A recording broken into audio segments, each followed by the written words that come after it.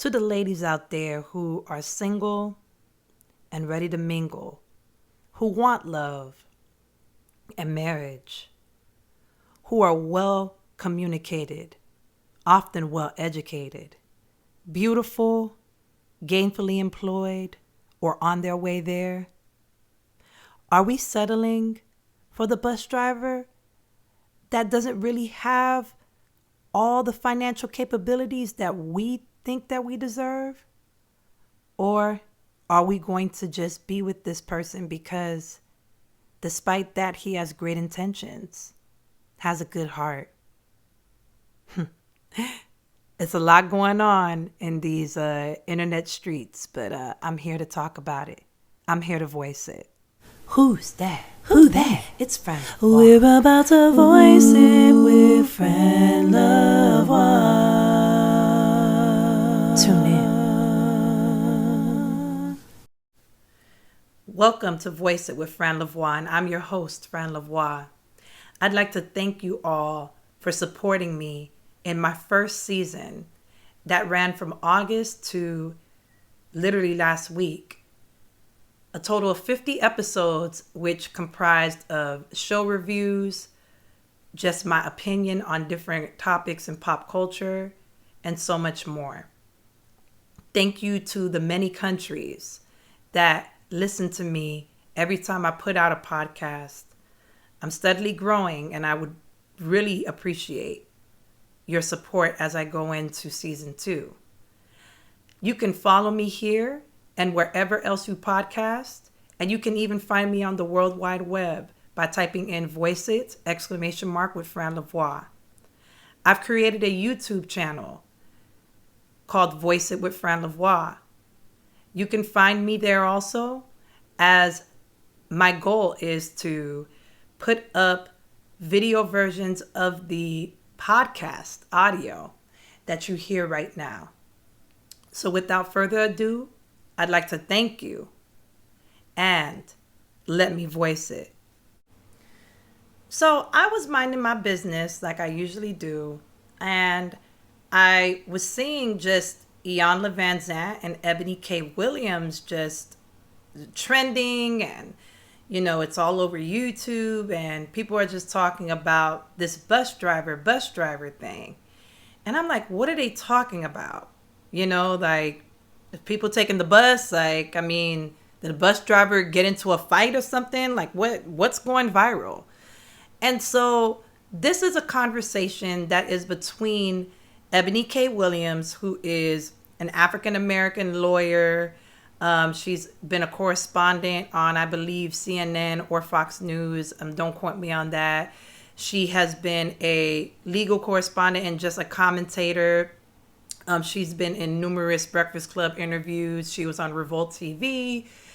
She has a couple of podcasts, and she is famously known for being on a very controversial season of The Real Housewives of New York, especially during 2020, because of what would have been going down with all the racial divide and injustice due to the George Floyd incident that kind of sparked that conversation. And you have Iyanla Vanzant, who is a lawyer, who is a spiritual healer. She is a minister. I think she was ordained by a Yoruba priest, and she is very well known for her show Iyanla Fix My Life, which was on OWN, and she was pretty much had been collaborating with the likes of Oprah and Dr. Phil for over 20 years.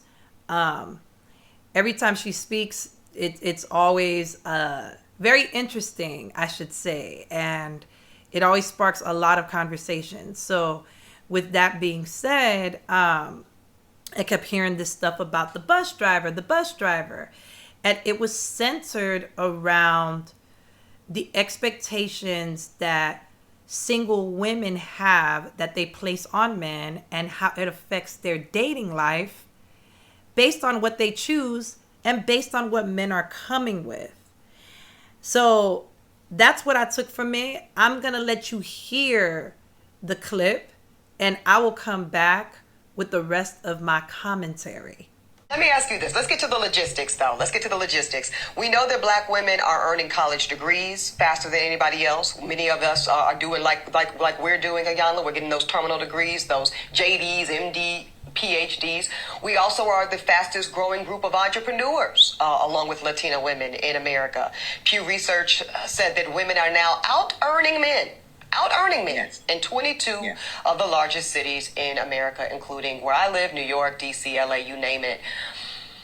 When we talk, and I know that you've said that you cannot teach a man or tell a man how to be a man, so I will not ask you to indict men in this question.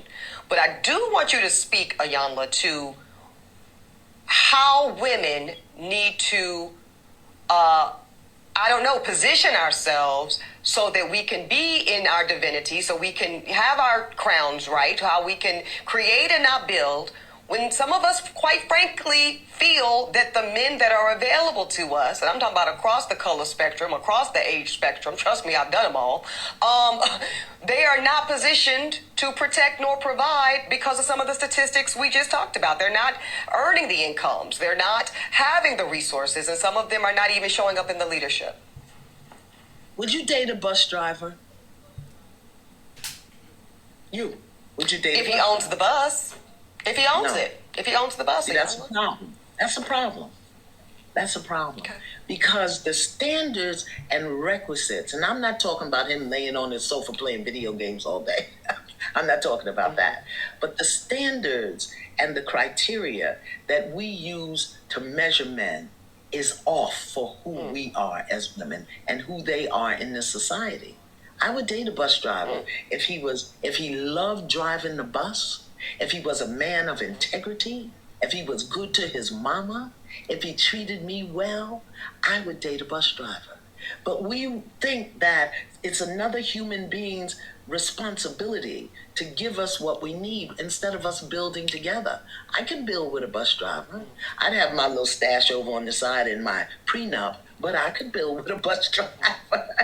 So I think some of the criteria that we look for in the reality of today keeps us unhappy, keeps us angry, keeps us imbalanced. And then when the men show up, we want to beat them up because they're not living up to our standards and criteria. And it's not working, beloved. It's just not working. So it's not that it's bad or wrong.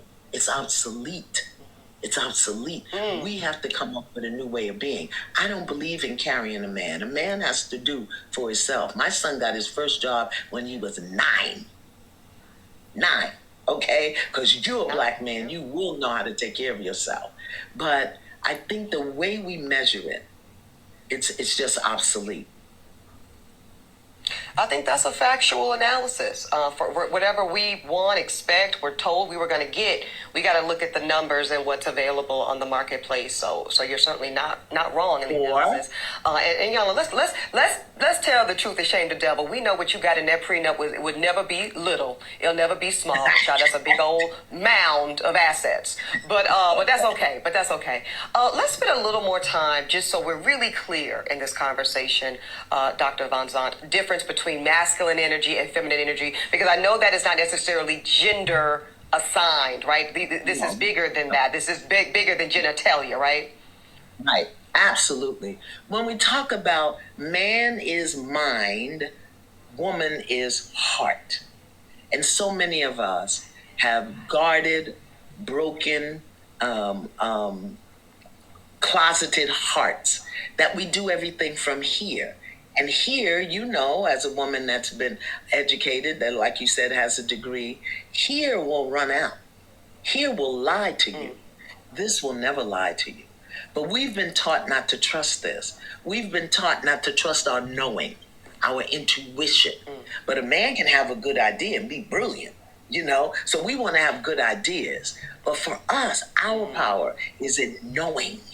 And it's in getting that intuition and moving on it. That our power is in what we feel, not necessarily emotion, but what we feel in our body. But so many of us are out of touch with our body. We'll give our body to somebody else before we really get in touch with it ourselves because we're so busy doing till we don't know how to be. When I talk about feminine energy, again, I'm talking about the grace, the compassion, the humanity. I'm talking about mercy. I'm talking about silence, stillness. I'm talking about flow and movement. I'm talking about speaking from a place of intuitive knowing, love. I'm not, and that's not the masculine way. The masculine way is justice, structure, power, is control. That's masculine. Feminine is dominion, not control. But most of us, many of us, I'm in recovery, are control freaks. So it's a whole nother way, a whole nother vibe. She raises her hand. There's a whole nother vibe that we can tap into, that we have to tap into, because the world is dying. This society, this system is coming down. And if we don't step into our power as women, we're going down with it. With the fall of the materialism and the collapse of the systems and the structures. We gotta, how many women do you know with degrees could live outside and survive for 3 days? On the earth. How many do you know? I know I can. I know what to eat. I know where to find water. I'm not saying we got to go back to the rustic times of the wild, wild west. But I'm saying being in contact and in touch with the earth in a way that empowers us. Yeah. Take the pants off. Take the pants off. Let your hoo-ha get some air. A new definition to breathe again, huh, Iyanla? Okay, so you guys just heard that. And shout out to the griot. That is where Eboni K. Williams conducted this interview with Iyanla Vanzant, and as she is a contributor. So shout out to them. They do amazing work. I'm going to go over a few things and just pretty much talk about how the internet was up in arms. Now, there were several comments under this post and just under like several like gossip blogs where they were talking about this, and there seemed to have been two major opinions. One opinion was, yes, I agree with Iyanla. You know, Iyanla is talking about us loving on black men and allowing black men to have their black boy joy by doing what they like to do, even if it's not financially rewarding and definitely doesn't match what the woman in this case would make. But it's a man that has integrity, a man that has a good heart, a good soul, respects you, and is willing to love you and your dirty drawers. So that's one side.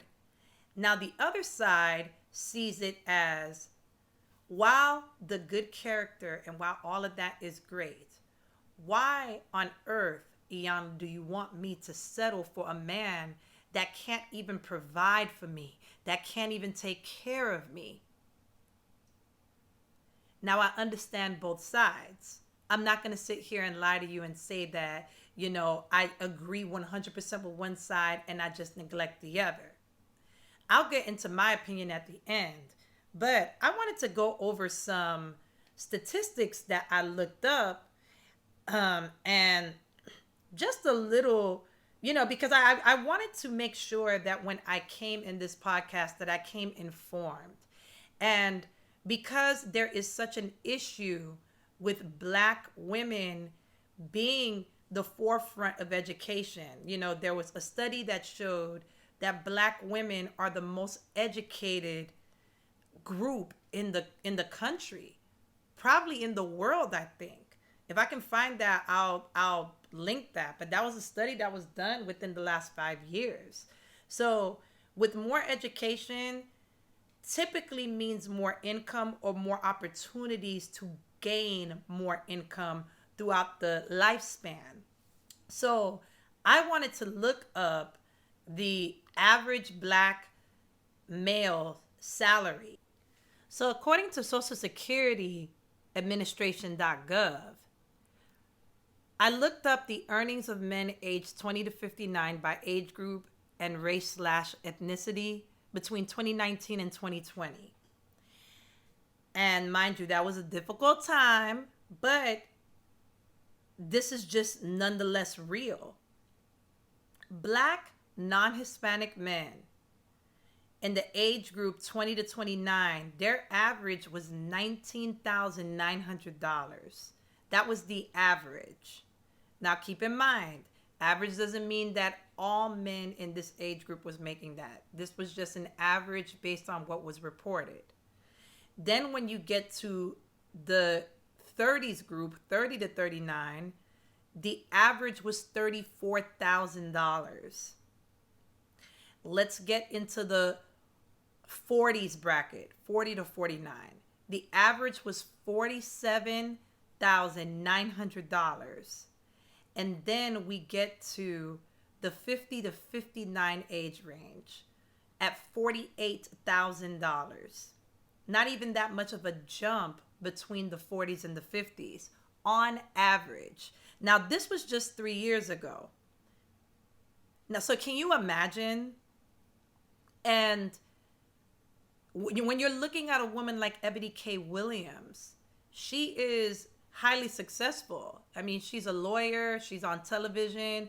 I'm sure she's worth at least $1 million or $2. And I'm just low guessing. You know, the Hispanic rates aren't that high. Actually, Black people tend to make more than Hispanics according to Social Security. Of course, the white non-Hispanic race, they already average higher. They already average about $12,000 more just in the 20s. They start off at $31,600 as opposed to the African American, or the Black, I'm sorry, I should say, because Black is just encompassing all ethnic groups, 19,000.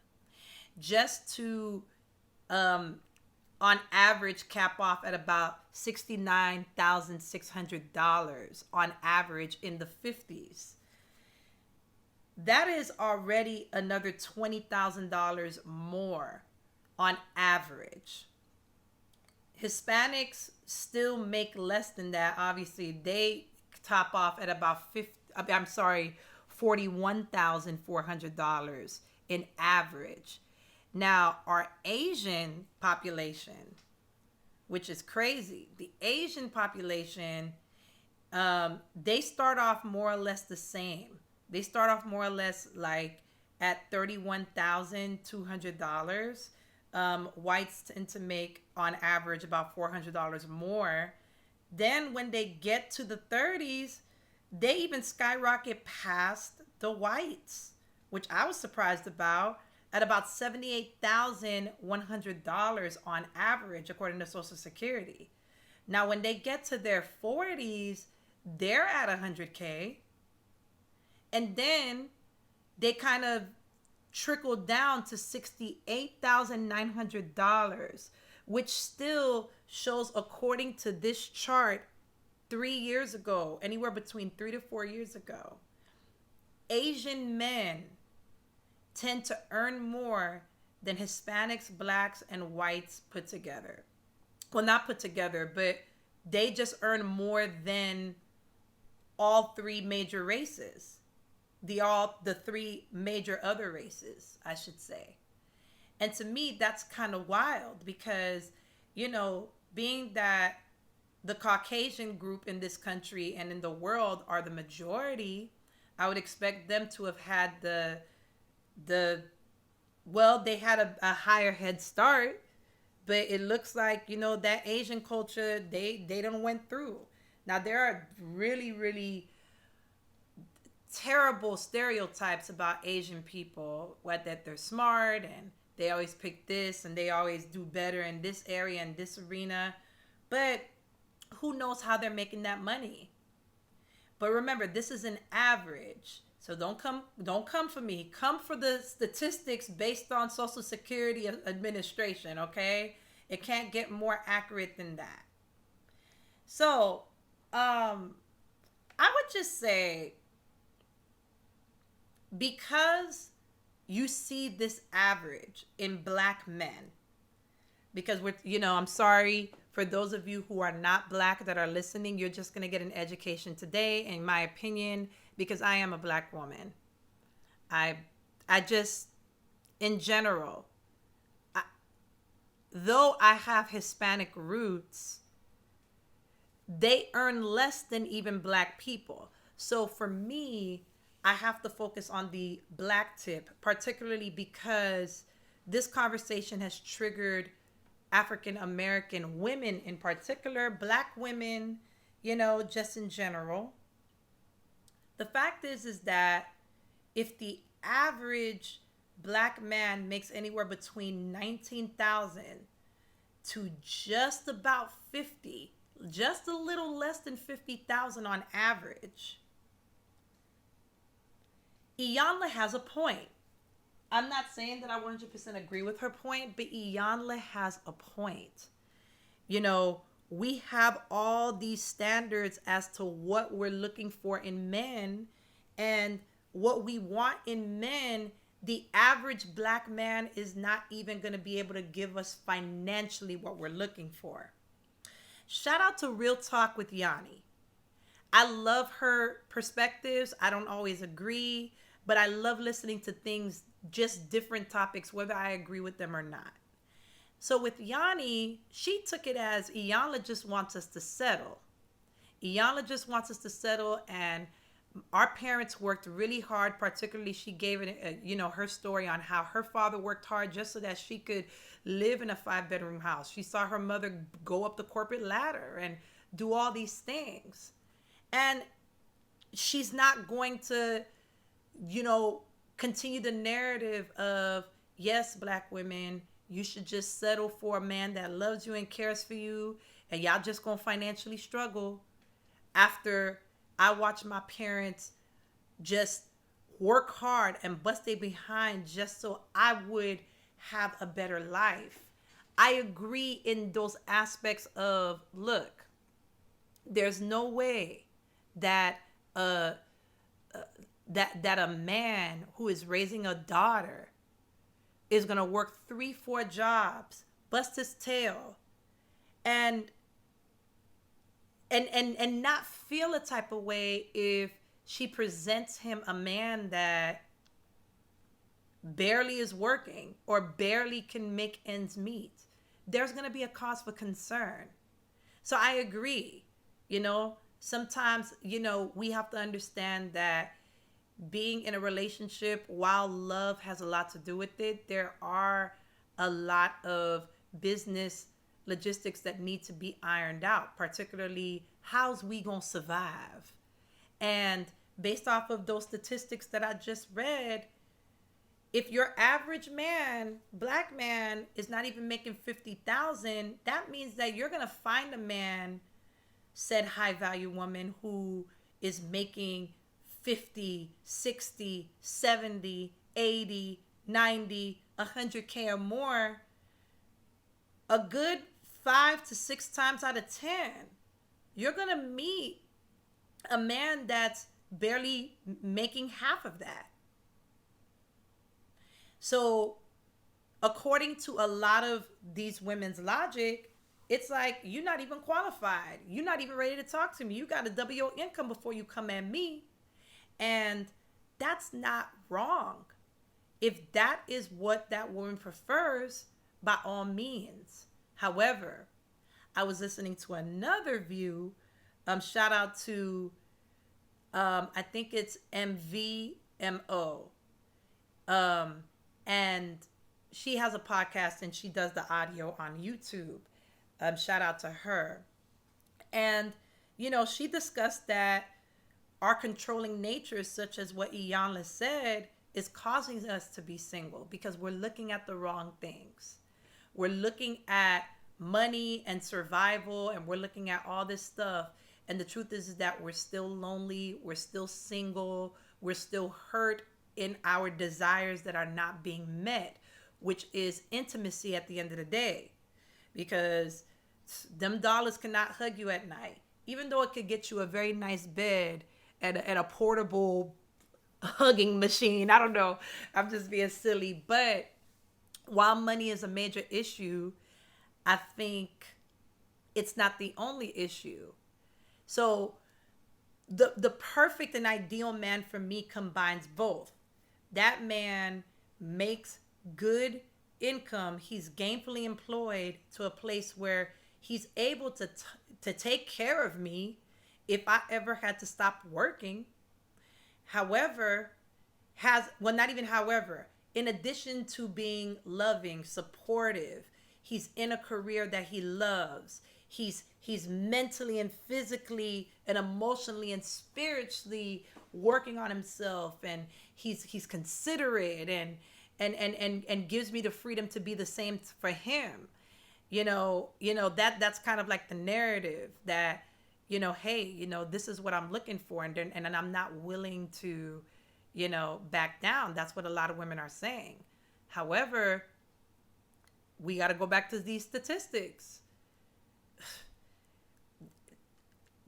Half of the men out there ain't got the gainful employment.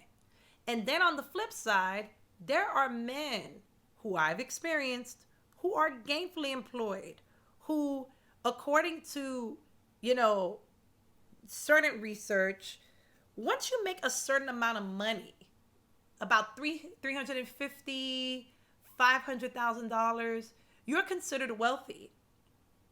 And I've met men like that. I'm in the healthcare industry, and so I'm around said rich men all the time that make 500,000, that make $1 million in healthcare and as business lawyers and all these different professions, and have multiple businesses. And while there are no stereotypes here, I don't live in stereotypes because it's dangerous to generalize people based off of stereotypes. I'm going to keep it a bean. There is a great percentage of those men who are entitled by what they make, and they are complete a-holes and jerks. Disclaimer is not to say that all men who make a lot of money are control freaks and are jerks and treat women as objects. And it is not to say that a man who is a bus driver or who has a blue collar job won't have that same pompous, elitist mentality, even though he ain't making the money, but he might still treat you like a jerk, even though he make 50 cents and can just, he's trying to rub two quarters together to make $1 out of it. The point is that coming into my opinion, I have been on both sides of the spectrum. I have dated very wealthy men, and I've also dated men who don't even make $20,000 a year.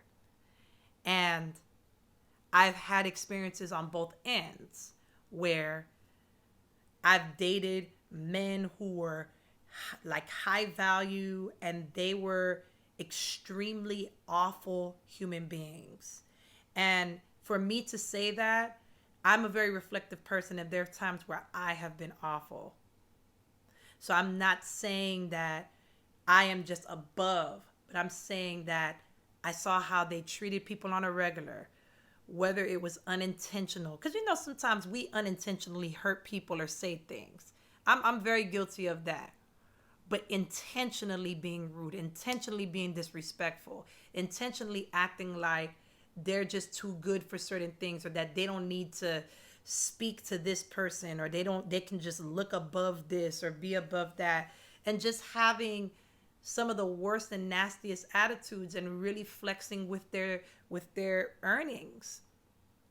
But once again, I've also dated men who were down on their luck financially, struggling, trying to make ends meet in between jobs, who still had that same horrible attitude. Just nasty, jaded with life. I find that the similarities in those rich men and those men who were broke is that their character was trash. That whether they had a lot or whether they had a little, they did not produce good character. Okay?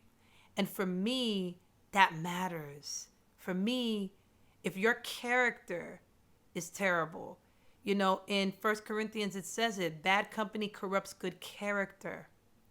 And these are men, whether they were on both, well, not even whether, they were on both sides of the spectrum. Even some middle class men that I've met. Middle class in the sense that they make about 80,000 to 100, They were terrible too. But then I met some wonderful men who were millionaires. Once again, I'm in healthcare, so there's a lot of men around that make great money in healthcare.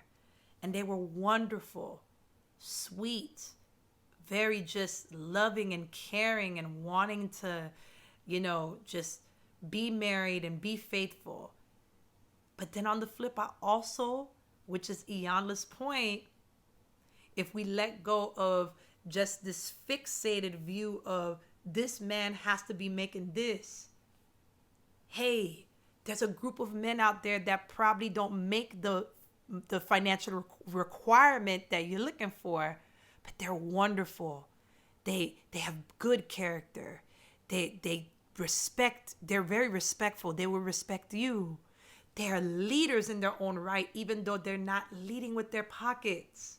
They know and they have a plan, and they're looking to build.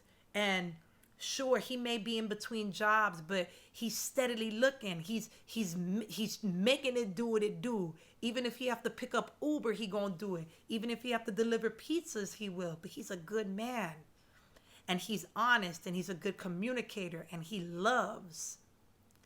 And he wants to be better. And he's not just sitting around all day, like Iyanla said, playing video games. He's out there hustling and grinding how he can. And still making the time to be there for you. I've met rich men like that, and I've met men that don't make as much like that too. So, which side do I lean to? I'm not going to lie to you. I want a man to take care of me for sure, don't get me wrong.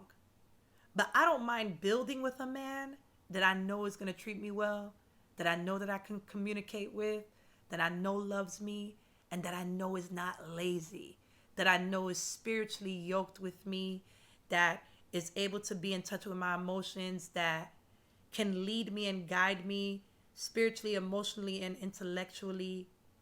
And a man that, even though I'm probably doing better than him financially, he's working and he's building himself. He's educating himself to be better so that we can meet each other.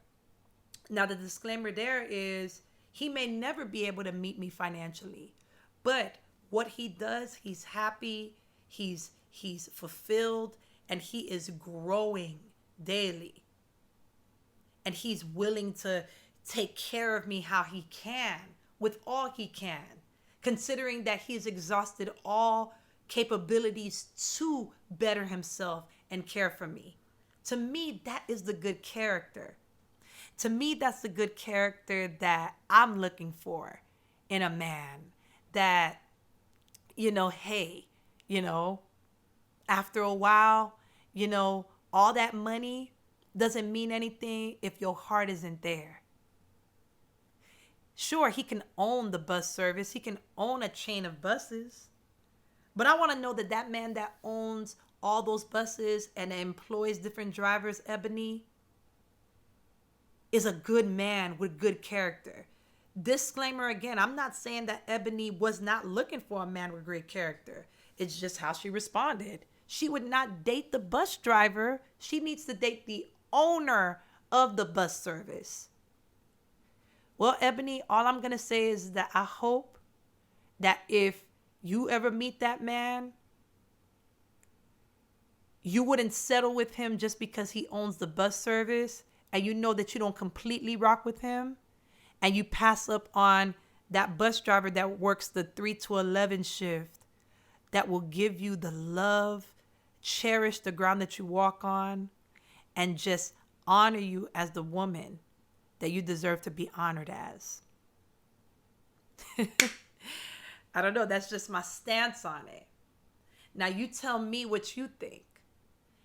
Would you date a bus driver? Would you date somebody that makes less than you? What do you think about the financial divide? According to the research that I did, what do you think about men who are rich? Do you think that they're all elitist? Do you think that they all think like they're all that in a bag of chips? Or do you think that there are some black men, particularly who don't make anything, that still think that they're all that, even though they're not rubbing nothing together to bust out with thousands? Let me know what you think. Which side are you on? Voice it to me. I'll put down a poll on my podcast and we'll get the conversation started down on YouTube. But let me know what y'all think about this. Do you agree with Iyanla, or do you see things more like Eboni K. Williams? All right, y'all. I voiced it. Thank you so much for listening. Be sure, to like, comment, share, and subscribe everywhere you podcast and on YouTube. Thank you, and I hope you have a wonderful night.